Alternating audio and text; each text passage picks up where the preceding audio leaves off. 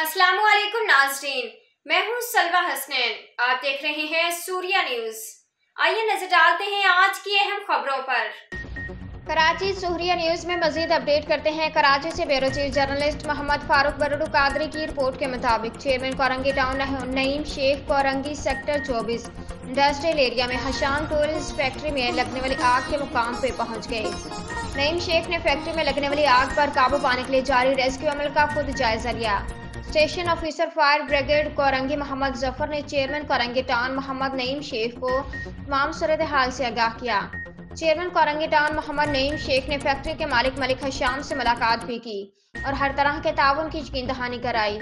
नईम शेख ने कहा कि फायर ब्रिगेड की गाड़ियां इस वक्त आग बुझाने के अमल में शरीक हैं। नईम शेख ने कहा कि 70% आग पर काबू पा लिया गया और कूलिंग प्रोसेस जारी है।